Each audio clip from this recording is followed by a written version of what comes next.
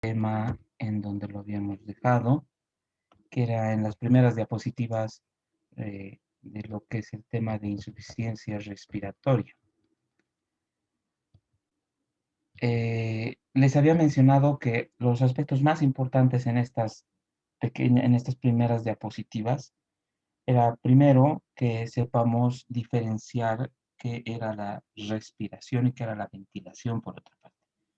Son dos conceptos diferentes, son dos diagnósticos diferentes que muchas veces están relacionados, la mayoría de las veces uno está relacionado con la otra, se presentan conjuntamente, pero que tienen formas de diagnóstico diferente.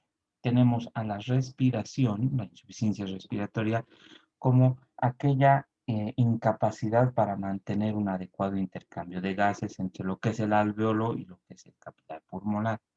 Entonces, eso es lo que en fisiología hemos visto como hematosis. La insuficiencia respiratoria valora los gases en sangre. Y la insuficiencia ventilatoria es el inadecuado intercambio de gases entre lo que es el alveolo y la atmósfera. Y lo que valora es la función de la caja torácica y principalmente del diafragma.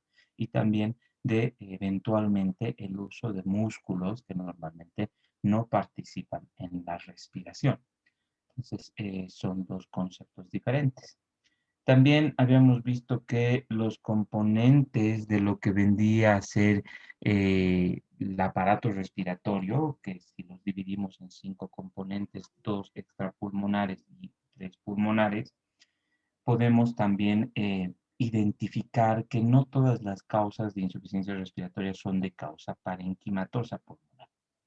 Es fácil comprender que una crisis asmática, que una reagudización de una enfermedad pulmonar obstructiva crónica, que la posibilidad de una neumonía puedan producir insuficiencia respiratoria. Pero son tres ejemplos que forman parte del compromiso de estos tres componentes parenquimatosos: vías aéreas, unidad alveolar o la red de vasos sanguíneos a nivel pulmonar. Pero existen dos componentes del aparato respiratorio que también producen insuficiencia respiratoria y patologías con compromiso del sistema nervioso o patologías con compromiso de la bomba muscular van a producir también insuficiencia respiratoria. La insuficiencia respiratoria no es un diagnóstico exclusivamente relacionado a daño parenquimatoso pulmonar. También existen causas extrapulmonares que van a producir insuficiencia respiratoria. Bueno, que habíamos quedado, les decía que entonces, ¿qué es lo que resulta ser la insuficiencia respiratoria? Entonces, si hablamos de que es un inadecuado intercambio de gases entre lo que es el alveolo y lo que es el capilar pulmonar, entonces veremos que la insuficiencia respiratoria es aquel síndrome que se produce por una inadecuada captación de oxígeno y también por una inadecuada eliminación de dióxido de carbono. ¿De qué forma nosotros podemos identificar estos dos trastornos de estos gases? Es mediante la gasometría arterial. El diagnóstico de la insuficiencia respiratoria es gasométrico, porque hablamos de intercambio de gases, necesitamos valorar estos gases en sangre. Sí se puede sospechar mediante algunos aspectos clínicos, como vamos a ver más adelante, pero no son diagnósticos para el diagnóstico de insuficiencia respiratoria. El diagnóstico es gasométrico, no es un diagnóstico clínico. Eh, También les decía que en el caso de la insuficiencia ventilatoria, que es el siguiente tema, verán ustedes de que en ese caso el diagnóstico es principalmente clínico, es semiológico, es la valoración del examen físico que ustedes van a realizar cuando hablamos de insuficiencia ventilatoria. Cuando hablamos de insuficiencia respiratoria y si hemos dicho que no captamos oxígeno y no eliminamos dióxido de carbono, entonces, ¿qué es lo que se va a producir? Que primero, al no captar oxígeno, los valores de la presión arterial de oxígeno disminuyan. Y por otro lado, que los valores de la presión arterial de dióxido de carbono aumenten, porque no capto oxígeno o no elimino dióxido de carbono.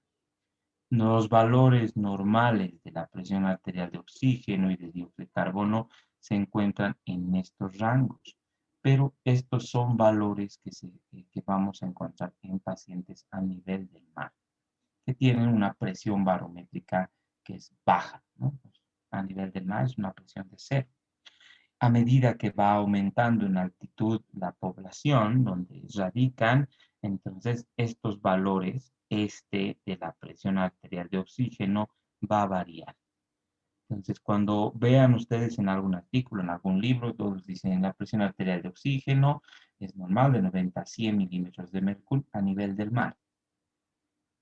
Entonces, esto se va a modificar a la mayor altitud. Y la presión arterial de dióxido de carbono generalmente se mantiene en estos valores y vamos a ver que un poquito varía, pero que generalmente se mantiene entre 35 y 45. Lo que sí va a variar es esta, por la altitud. Entonces, del aire de la atmósfera, el 21% todos sabemos que es oxígeno. El 21% que inhalamos, del gas que inhalamos, es oxígeno. Y el restante está compuesto por nitrógeno, dióxido de carbono, pero principalmente nitrógeno. Entonces, oxígeno y nitrógeno en porcentaje, los componentes del gas atmosférico que inhalamos. ¿Sí? Entonces, miren que a nivel del mar, la altitud, que está en metros, es una altitud de 0 metros, la presión barométrica va a ser de 760 milímetros de mercurio, la presión ambiental de oxígeno, ambiental, es de 159 milímetros de mercurio, es de esta forma que se ha sacado este valor, y de estos 159 milímetros de mercurio, de entre 90 y 100 milímetros de mercurio va a ser la cantidad de oxígeno que ingresa al extremo arterial de la circulación, perdón, al extremo venoso sería, ¿no? De la circulación pulmonar, a la captación de oxígeno. Entonces, esto va a ir variando. Miren que a mayor altitud tenemos una presión barométrica más baja. En La Paz tenemos una altitud de 3.000 metros en esta tabla y tiene una presión barométrica de 522 milímetros de mercurio. Lo que significa que si reemplazamos de 760 y ponemos 522, el 21% es oxígeno del 100%, resulta ser que en La Paz solo la presión ambiental de oxígeno va a ser de 109. Y de esto se va a disminuir el valor de la presión arterial de oxígeno. Entonces va a ir cambiando a mayor altitud. Bueno, entonces, cuando les decía que la insuficiencia respiratoria es una deficiente captación de oxígeno, necesitamos tener un valor. Hemos dicho que a nivel del mar estamos entre 90 y 100 como un valor normal para una presión barométrica de 760, una altitud de 0 metros y una presión de aire ambiente de oxígeno de 159. Esto es lo normal. 90 a 100. Y cuando hablamos de insuficiencia respiratoria, tenemos un rango que es de 60 al valor normal, que va a ser 90 o 100, que se va a considerar como hipoxemia, y menos de 60 se considera como insuficiencia respiratoria. Por otra parte, la presión arterial de oxígeno, de dióxido de carbono, habíamos dicho que uno no se capta y el otro no se elimina. Entonces, el dióxido de carbono, que normalmente está entre 35 y 45, al no eliminarse, se va a retener, por lo que el aumento de la presión arterial de dióxido de carbono por encima de 45 también va a ser necesario para el diagnóstico de insuficiencia respiratoria. Entonces, ¿cómo diagnosticamos la insuficiencia respiratoria? Mediante una gasometría. ¿Y qué es lo que valoramos? La presión arterial de oxígeno y la presión arterial de dióxido de carbono. ¿Qué es lo que tengo que identificar? Que haya insuficiente captación de oxígeno, retención de dióxido de carbono. A nivel del mar, lo normal es entre 90 a 100. El rango de 90 a 60 es hipoxemia y menos de 60 es insuficiencia respiratoria. Que retenga dióxido de carbono. Lo normal es hasta 45. Que suba por encima de 45, algunos libros van a decir 50, eso ya estoy reteniendo dióxido de carbono, también es insuficiencia respiratoria. Al retener dióxido de carbono, como veremos en un tema que es equilibrio ácido-base, el dióxido de carbono es ácido, es un ácido débil. Entonces también se va a asociar a cambios en el pH. Porque estoy reteniendo dióxido de carbono y va a producir una acidosis respiratoria. Entonces, la insuficiencia respiratoria a nivel del mar es valores menores a 60 milímetros de mercurio de presión arterial de oxígeno, valores superiores a 45 a 50 de dióxido de carbono y eventualmente la asociación con acidosis respiratoria. Todo esto respirando aire ambiente, es decir, respirando una concentración de oxígeno de 21%, porque esta definición va a variar cuando ustedes a un paciente le estén dando oxígeno, ya no va a estar recibiendo 21%, por lo que estos valores para el diagnóstico de la insuficiencia respiratoria van a variar. Entonces, este diagnóstico que hacemos de insuficiencia respiratoria es respirando aire ambiente, 21%, y viendo en la gasometría una presión arterial de oxígeno menor de 60 y una presión arterial de dióxido de carbono mayor a 50 milímetros de mercurio y eventualmente la asociación con acidosis respiratoria. Pero ¿qué va a pasar? Con algunos aspectos van a cambiar. Por un lado, tenemos la edad del paciente. A mayor edad, el paciente va a tener una menor captación de oxígeno. Entonces, eso tal vez va a variar, va a ser valores un poco más bajos. Pero el más importante, el que hemos visto, es el relacionado a la altitud. A mayor altitud, menor presión barométrica, menor presión arterial, menor presión atmosférica de oxígeno y menor presión arterial de oxígeno. Entonces, si vemos aquí, miren, esto es la presión arterial de oxígeno. A nivel, en La Paz habíamos dicho que, si comparamos con esta diapositiva, aquí en La Paz, a 3.000 metros, 522 de presión barométrica, presión ambiental de oxígeno de 109. De esos 109, ¿cuánto va a ingresar hacia el torrente circulatorio de la circulación pulmonar y se va a distribuir en nuestros tejidos? Tenemos aquí el 57 a 60, entre 57 y 60 milímetros de mercurio. Entonces, miren que a mayor altitud, menor cantidad de oxígeno atmosférico. Por tanto, va a entrar menor cantidad de oxígeno a nivel alveolar y también va a disminuir mi presión arterial de oxígeno. No voy a ser entre 90 y 100 como a nivel del mar, sino que voy a estar entre 60 como término medio, más menos 5, 55, 65 en la ciudad de La Paz. ¿Que va a cambiar con la altitud? Sí. Miren que en otras altitudes va a ser un poco más bajo y seguramente a mayor altitud va a ser menor todavía. Entonces, la definición que hemos dicho que insuficiencia respiratoria es menos de 60 y más de 45, 60 de oxígeno y más de 45 de dióxido de carbono, ¿será que va a ser aplicable a nuestra altitud? Sabiendo que en La Paz tenemos valores entre 55, perdón, entre 55 y 65. No, porque nosotros vivimos o vamos a vivir con una presión que para un paciente a nivel del mar ya estaría considerado dentro de sus rangos de insuficiencia respiratoria. Entonces, a nuestra altitud, especialmente en Sucre, estamos aproximadamente entre 60, 65, más menos 5, 60 y 70. 65 como término medio. Entonces, esa va a ser la presión arterial de oxígeno en nuestro ambiente, en Sucre. Entonces, el valor ya no va a ser menos de 60 para insuficiencia respiratoria. A nuestra altitud, la insuficiencia respiratoria va a ser una presión arterial de oxígeno menor a 40. Y el rango entre 40 y 65, que es lo normal a nuestra altitud, se va a llamar hipoxemia. Menos de 40 es insuficiencia respiratoria. Igual, respirando aire ambiente sin aporte de oxígeno.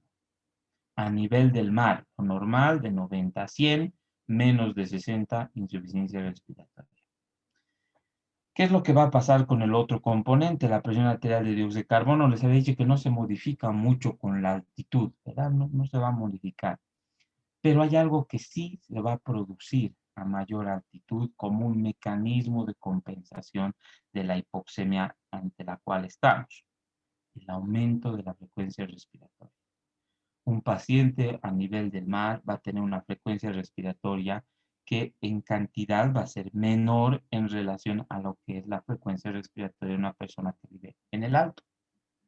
El paciente, una persona que vive en el alto, en La Paz, va a tener una frecuencia respiratoria más alta como un mecanismo de compensación de la hipoxemia ante la cual está sometido. Entonces, ese aumento de la frecuencia respiratoria va a ocasionar que el dióxido de carbono. ¿Qué creen que va a pasar con el dióxido de carbono? A mayor frecuencia se va a eliminar más.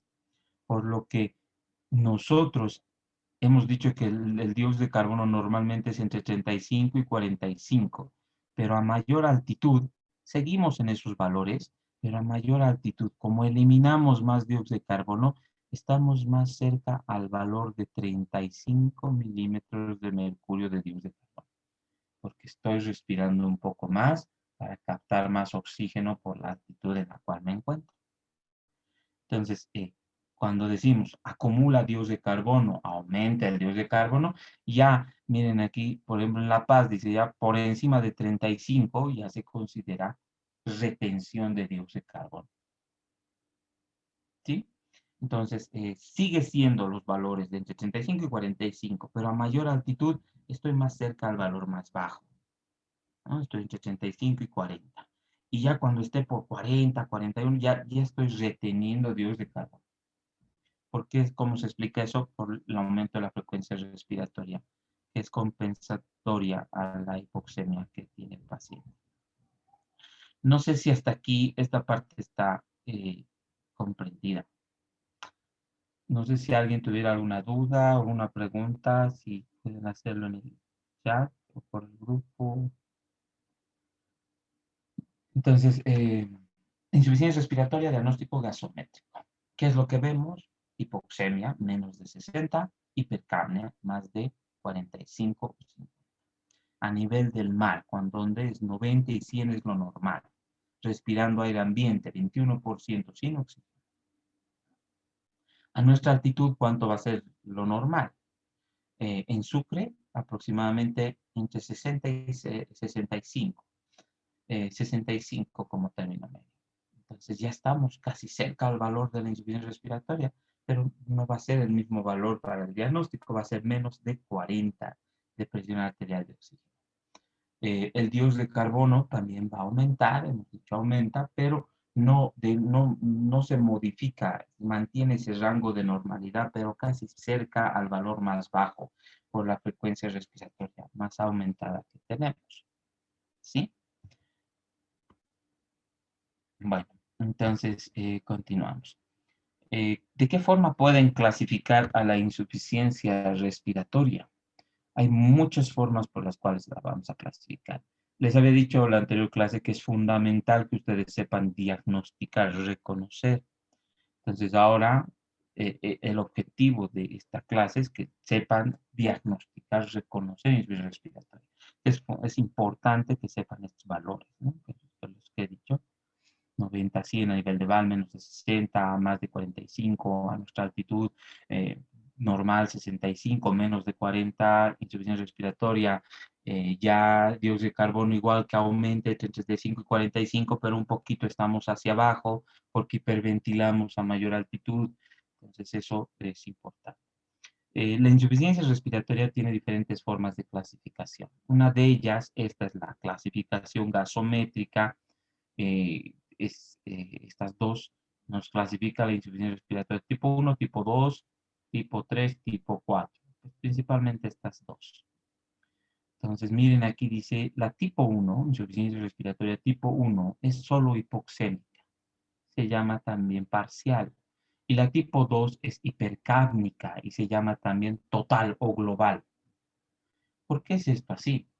Eh, Cuando ustedes vean un paciente con neumonía, eh, ¿qué es lo primero que ven? ¿Qué es lo primero que les llama la atención? ¿Cómo creen que va a estar la frecuencia respiratoria de un paciente que está con una neumonía? ¿Estará aumentada, disminuida su frecuencia respiratoria?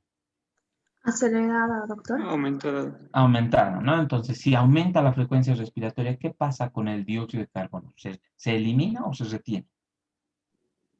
Se elimina, doctor. Se elimina. Entonces, lo primero que encontramos en la insuficiencia respiratoria tipo 1 es solo va a haber hipoxemia.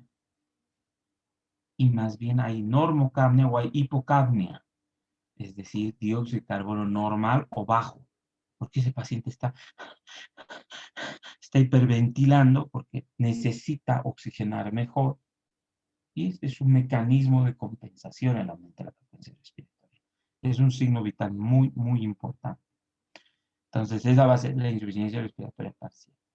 ¿Qué pasa cuando, siempre doy este ejemplo, cuando un deportista corre alrededor corre 3, 4, 5 cuadras, podrá seguir corriendo más cuadras o en algún momento se va a cansar ese paciente? Se va a cansar, ¿verdad?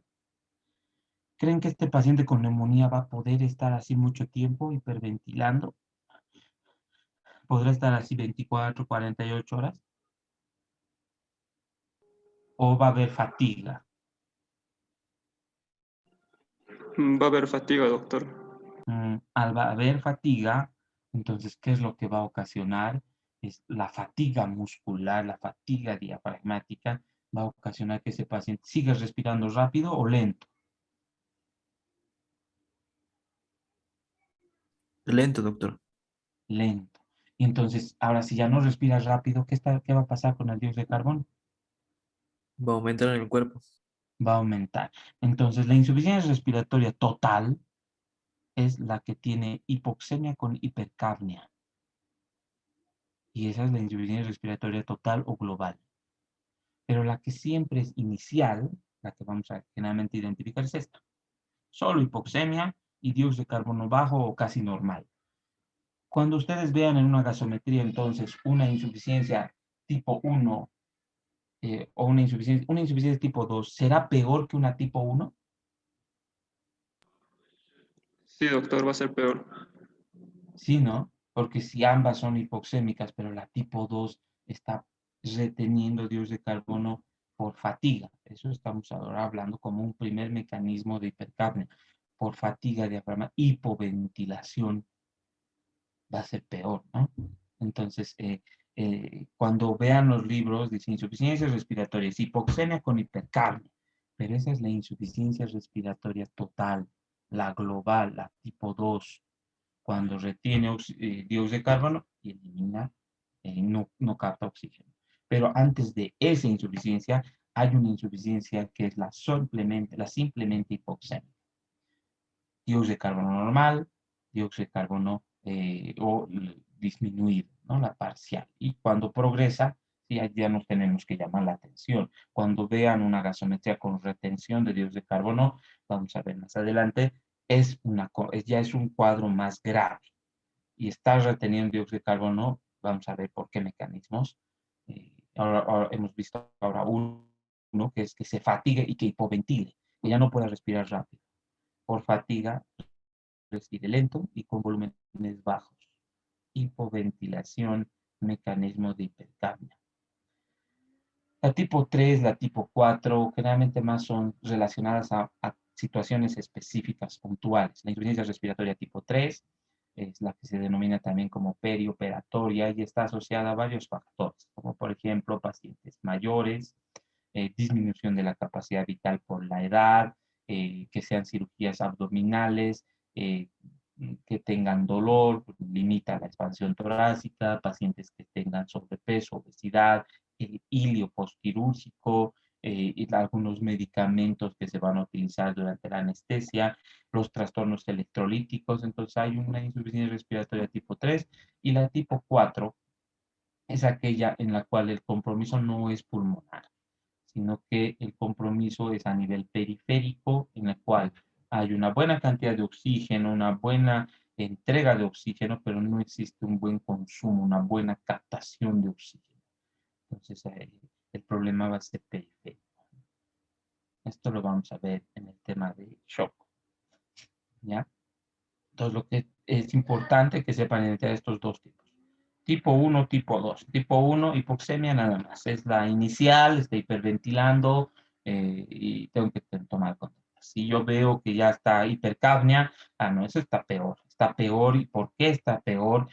Tiene dióxido de carbono. ¿Por qué? Porque ya está hipoventilando. ¿Y qué quiere decir eso? Que se está fatigando y que en cualquier momento ese paciente que esté en fatiga va a dejar de respirar y de repente va a hacer un paro respiratorio y un paro cardíaco.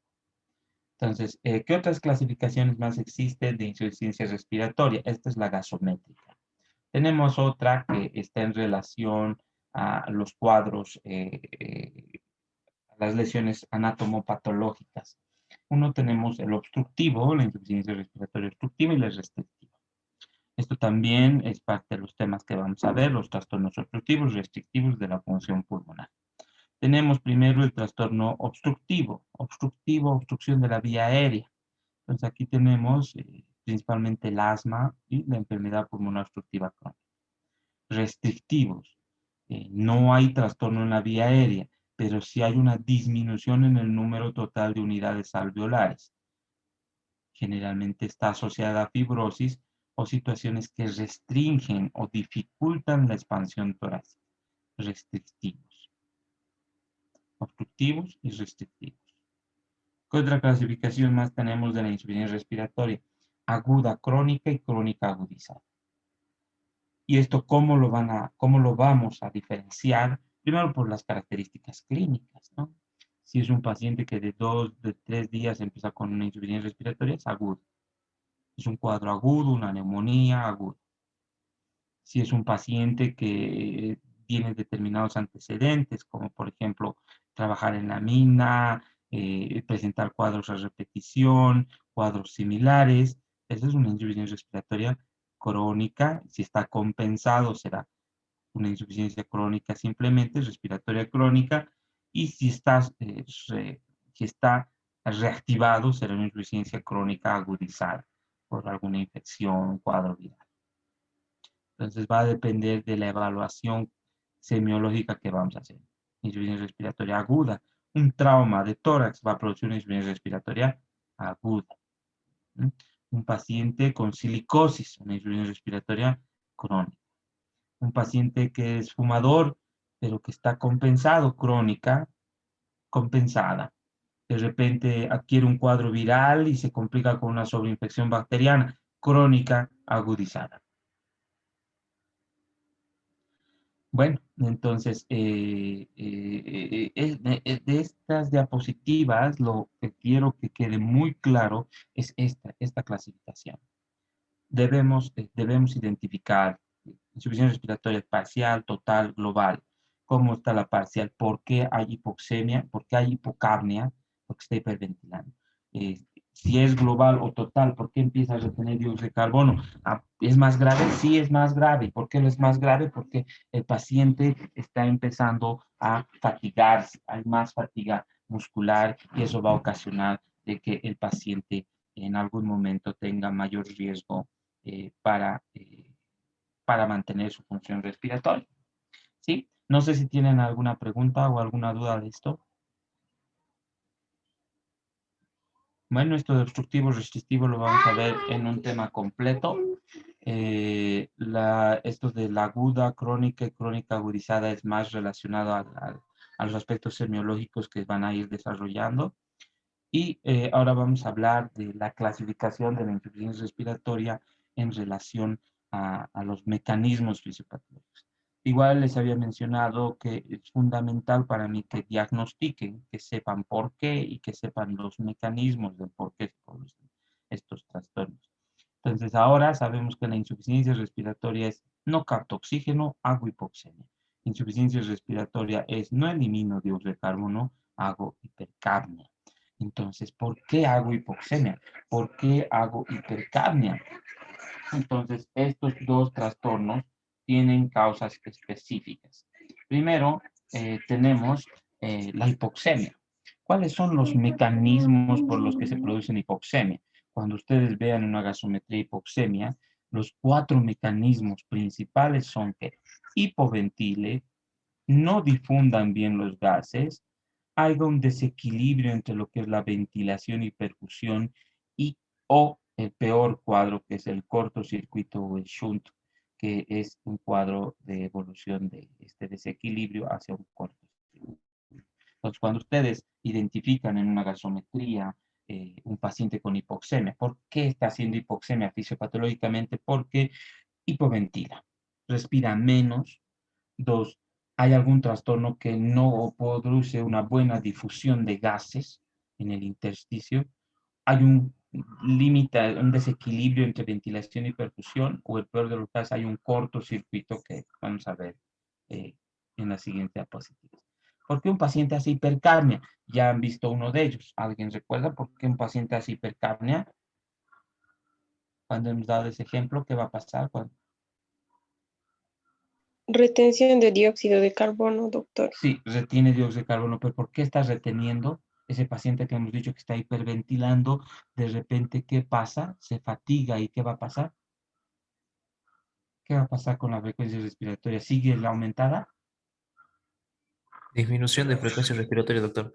Hipoventila. Entonces, el paciente que retenga dióxido de carbono, que hemos dicho ya es algo más grave, es una insuficiencia total, global, es porque, primero, uno está hipoventilando.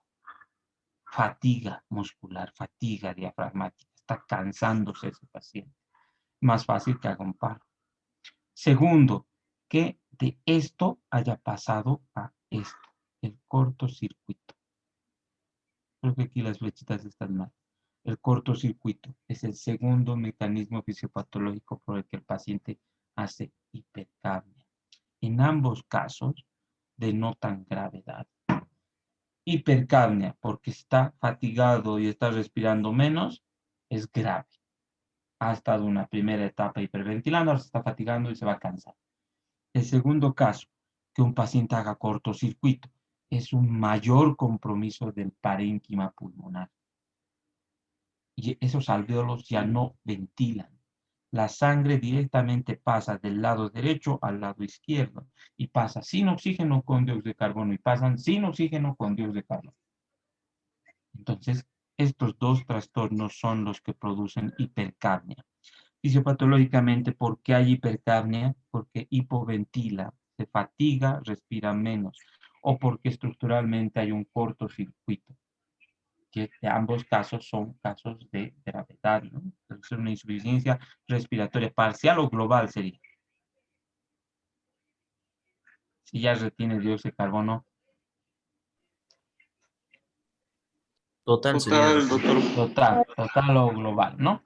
Entonces, vamos a quedar aquí porque vamos a explicar la siguiente clase cada uno de estos mecanismos. Pueden ir repasándolos. He modificado esta presentación, la voy a subir nuevamente para que hablemos mejor de lo qué significan estos mecanismos, ¿sí? Bueno, muchas gracias por participar. Gracias a sus compañeros por organizar el Zoom y también tomar en cuenta quienes asisten y quienes no. Espero que suban la grabación y cualquier duda que tengan.